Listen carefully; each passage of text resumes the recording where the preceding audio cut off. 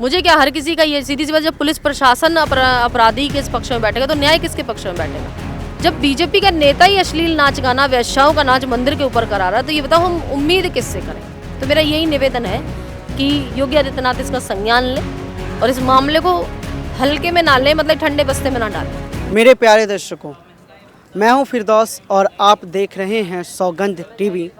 इस समय मैं मौजूद हूं जंतर मंतर पर और जंतर मंतर पर धरना दे रही हैं साध्वी पूजा ठाकुर जी। और इनका कहना है कि मंदिर है लाल देवता मंदिर, उनमें बीजेपी के कार्यकर्ता द्वारा नाच गाना किया गया था, तो इन्होंने उसके खिलाफ पुलिस में शिकायत भी की। तो वहाँ पे इन्होंने प्रेस कॉन्फ्रेंस भी कराया था, लेकिन कोई कार्यवाही ना होने की वजह से फिर ये जंतर मंतर पे बैठे हुए हैं और धरना डाल रहे हैं। तो अब किसने किया था? मैं साध्वी पूजा ठाकुर, जिला कासगंज से। और ये मामला अभी का नहीं है, ये मार्च 2023 14 मार्च का मामला है। ये एक बीजेपी नेता जो कि जिला का उपाध्यक्ष है युवा मोर्चा से, उसने ये अश्लील नाच गाना कराया था मंदिर पे। और जब मैंने इसके खिलाफ कार्रवाई करी, मतलब एक कानूनी कार्रवाई जब करने के लिए थाने में गई, तो थाने से लौटते वक्त मेरे ऊपर हमला किया गया।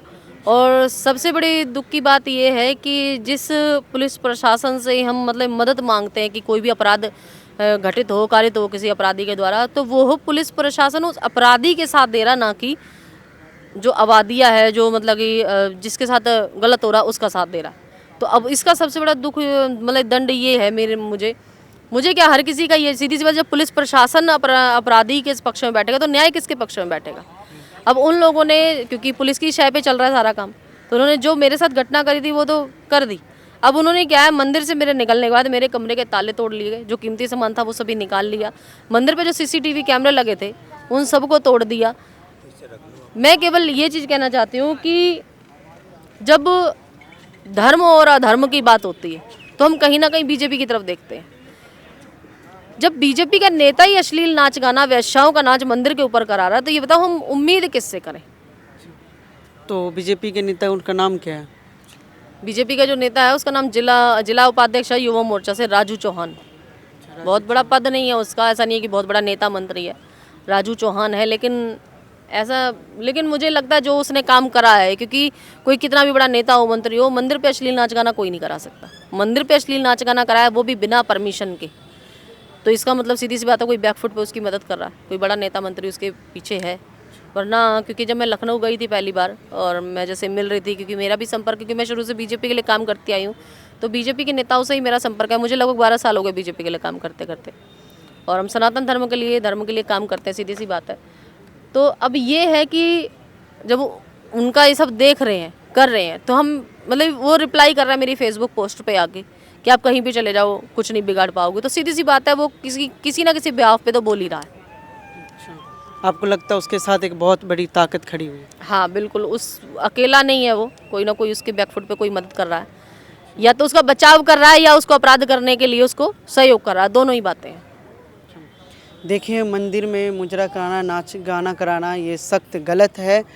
और इससे जो भक्त होते हैं और इनकी जो मंदिर में जो पुजारी होते हैं और जो भी अपने अपने धर्म में जो आस्था रखते हैं, उनकी आस्था को भी कहीं ना कहीं ठेस पहुंचता है। तो आपने जो पुलिस में जो एफआईआर वगैरह ये सब करेंगे, उनकी कॉपी आपके पास देखने को शायद ये पर मौजूद है? मैंने इसीलिए ही यहाँ पे सब ये बिछा के रखी हैं। आप तारीख वाइज देख सकते हैं कि लगातार 3 महीने से मैं कार्रवाई कर रही हूँ और रिजल्ट शून्य है अभी तक। मैं आपको दिखाती हूँ, मतलब एसपी जो है वहाँ के, जो वो लिख के दे रहे हैं कि अब कार्रवाई समाप्त की जा चुकी है। कार्रवाई समाप्त की, मतलब ताले तोड़ लिए, सामान निकाल लिया, आपको कार्रवाई समाप्त कर दी आपने। जो मतलब कि सुरक्षा देनी चाहिए, मामले की जांच करनी चाहिए, उसकी बजाय आप कार्रवाई समाप्त करें किस बेआफ पे? मेरी ये जो मांगे हैं, मेरी मांगे केवल यही है कि राजू चौहान ने किसकी शय पे अश्लील नाच गाना मंदिर पे कराया, किसकी परमिशन से? अगर उसने परमिशन कराई थी तो कौन वो अधिकारी था जिसने मंदिर पे? मैं कहती हूँ आपको आज़ादी है अपने हिसाब से जीवन जीने की, लेकिन क्या आप वो अपनी आज़ादी मंदिर मस्जिदों में जाके पूरी करेंगे? आपको आज़ादी मंदिर मस्जिदों को, कम से कम जो ईश्वर का घर है, जहाँ पे बैठ के मतलब कि हम पूजा पाठ करते हैं, इबादत करते हैं, उन जगहों को तो कम से कम छोड़ दो, उन जगहों को तो कम से कम बख्श दो। अश्लीलता सब जगह करो, आप नंगे नाचो, हमें कोई दिक्कत नहीं है, लेकिन मंदिरों को तो छोड़ो कम से कम, मस्जिदों को तो छोड़ो कम से कम। तो मेरा यही निवेदन है कि योगी आदित्यनाथ इसका संज्ञान लें और इस मामले को हल्के में ना लें, मतलब ठंडे बस्ते में ना डालें, क्योंकि किसी का जीवन और किसी का मान सम्मान दांव पे लगा है। मैं एक साध्वी होने से पहले एक महिला हूँ और इतना सब कुछ हो रहा है और सबूत है मेरे पास, उसके बाद कार्रवाई नहीं हो रही है। कार्रवाई ना होने का कारण तो पता लगे कम से कम, तो कि किस वजह से कार्रवाई नहीं हो रही। तो आप अपनी आवाज़ को योगी सरकार तक पहुंचाना चाह रहे हैं? हाँ, मेरा आज यहाँ पे सांकेतिक धरने देने का कारण यही है कि मैं इस सांकेतिक धरने के माध्यम से अपनी जो आवाज़ है गृह मंत्रालय और माननीय अमित शाह जी तक, क्योंकि चाणक्य कहे जाते हैं वो, क्योंकि वो समझेंगे कि हो क्या रहा है। कम से कम हर किसी को शायद ना बता पाऊँ, ना समझ पाए, लेकिन मुझे उम्मीद है अमित शाह जी तो इस बात को समझेंगे।